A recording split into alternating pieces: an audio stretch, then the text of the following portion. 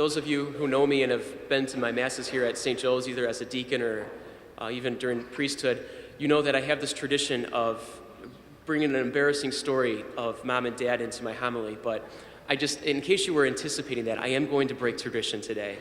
Not because I ran out of stories, but just because mom asked really nicely. But I want to talk to you today about this whole story can be just a little bit strange. Why is it important that these men from the east came and found Jesus, and then they departed, and what's going on here? Who are these magi? They're kind of these mysterious figures. We don't really know much about them or what they do or how they found out about the star or what it means.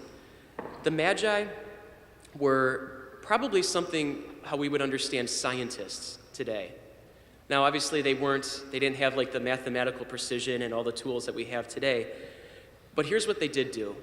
They studied the natural world, and they tried to understand how it worked. They tried to understand its rules and its laws. They had hypotheses, and they tested those hypotheses. And they learned. They came to a greater understanding. They might have been inventors. They had made new discoveries, things like that. And that's the thing that scientists do today. Now, their whole method was probably completely different as we see today. No scientist would probably follow a star. But they were just following the scientific method. As good scientists, they had this hypothesis that if a star appeared over a land or a country, that there was going to be a newborn king there. And so they saw this star, and maybe that came from folklore, maybe it came from just an assumption or a presumption, but they, like good scientists, they made that their hypothesis. They said, all right, the star is over the land, the kingdom of Israel. Let us go there, and let's find out what's happening. Let's go find this newborn king. And so if you're going to a new country or a new state, you don't go to like the far off land, the towns that no one has heard of before. You go to the capital. You go to the place that has the tallest buildings, where the greatest minds are. You go to the place where the rulers are. You go to the place where all the activity is happening. If you were taking friends, family that were visiting Cleveland over the holidays, chances are you probably were to take them downtown somewhere where all the action is. You probably wouldn't stay in Avon Lake or Sheffield or Bay Village. Not that they're bad towns, they're great. I grew up here, remember. But there's just not as much going on here as in the big city. So that's exactly what the Magi do. Where do they go? Not first to Bethlehem, but to Jerusalem. And they ask, where is the newborn king of the Jews? We saw his star at its rising and have come to do him homage. And what was their response? What? We don't know anything about this. King Herod was troubled when he heard this. They had no idea. The Magi were discovering something they had no idea about. So Herod goes to the chief priests and the scribes and says, what's going on here? What's the religious prophecy? Let's figure out what's going on. And they said, oh yeah, in the land of Bethlehem, that's where the newborn king is going to come. So Herod sent the Magi ahead of him to go and investigate. They said, all right, we understand you came to Jerusalem to find the king. He's not here. He's in this little town of Bethlehem. So that's where they set off. They said that the star all of a sudden preceded them, and it led them to the land of Bethlehem. It led them right to the manger, right to Mary and Joseph and their newborn son, Jesus. And what did they see there? Not just a baby, but they saw a king. And not just a king, they saw the King of Kings. They saw the ruler, not just of the land of Israel, but the ruler of the world, the ruler of the universe, of all created things. They found the King of Kings. And how did they come to this great discovery, this great understanding? The Magi were not religious people. They weren't even Israelites. They probably didn't even worship the God of Israel, the God of the universe. I'm not quite sure what they worshiped.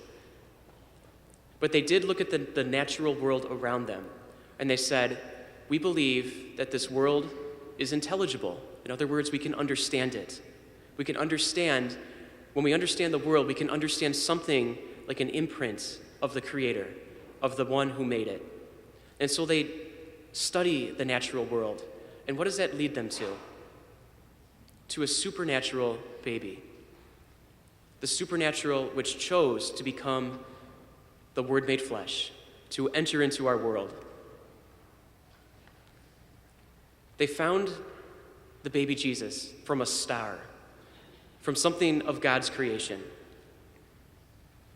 The natural led them to the supernatural. And it was God's grace that allowed them to see that vision, to allow them to know that this was no ordinary king, that this was truly the King of Kings. And so they prostrated themselves. They genuflected. They adored. If this baby was anything less than God himself, then what they did was an act of idolatry. But you know what I think? I think they saw something much deeper than that. They didn't just see a baby or a king. They saw the ruler of all creation. And they saw how he came in humility and gentle love, and they offered him their gifts. It's important for us because it allows us to understand too, because sometimes we can be skeptical of God's presence, skeptical of God's working in our life. We don't quite know how we encounter God, how we find him. What the Magi help us to understand is that we find God through the natural world, that there are indeed imprints in creation that show us something of God. And what's that link between the natural world and the supernatural? The world of the angels and saints, of God himself, where Jesus came from. We call them transcendentals because they link the two. They link the supernatural and the natural world. And the three classical supernaturals, or transcendentals, are truth, goodness, and beauty. We find truth in the world. The Magi, they looked for truth. They found new discoveries, and they found ways that the world worked. They found the truth behind things, the laws of nature, the laws that govern the world, the same as scientists do today when they discover, quantum physics and gravity, and they discover about space, and they discover new planets, things like that. They find the truth of the world. There's goodness in the world. There's morality. We know what it means, not just like from the Ten Commandments, but we have conscience. God gave us that to allow us to come to knowledge of him. He gave us the capacity for goodness, for great goodness. And then finally, through beauty. Beauty is probably the one transcendental that we love the most. It's the one that's most easily accessible to us. When we see a sunset, or we look at the ocean, the way the waves crash over the sand and the rocks, we say, that's beautiful. When we look at architecture, a building, we say, that's beautiful. We look at paintings, art, sculpture. We look at beautiful people, beautiful faces. We say, that's beautiful. It's an imprint. Something of God's creation is here. What the Magi found when they went was the fullness of truth, the fullness of goodness, and the fullness of beauty. Jesus doesn't contain just, he's kind of beautiful. This is one truth. This is part of the good. But no, this is the fullness. As scientists, I think they would have really been astounded when that was revealed and made known to them who Jesus was as the fullness of truth. They had made discoveries and inventions and all of these things prior to meeting Jesus. But in that encounter, they knew deep down that all of that paled in comparison to the truth that they were beholding, the truth right in front of them.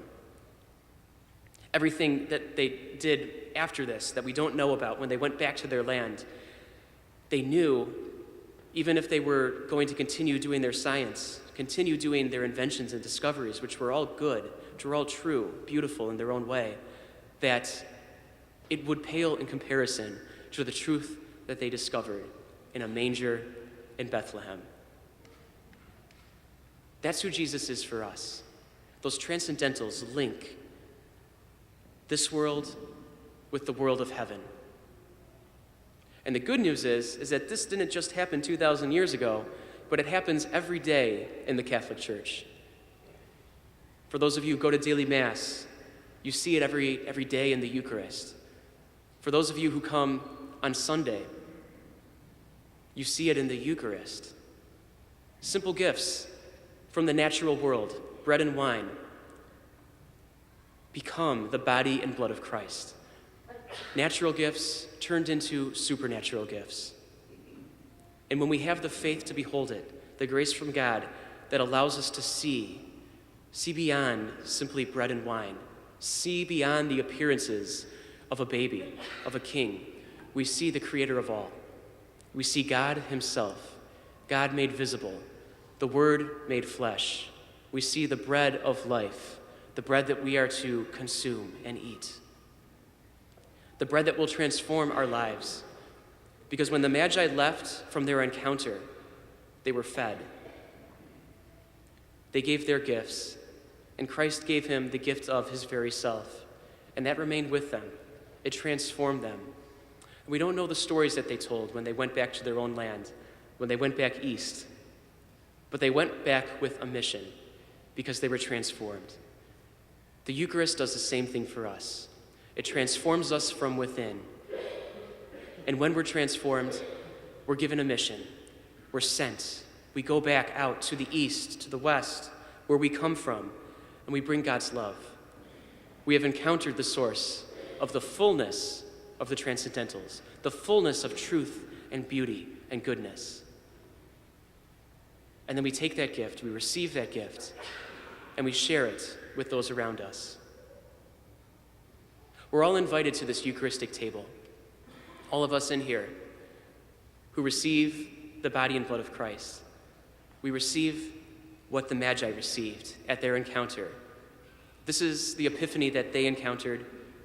This is the epiphany that we encounter week after week, day after day.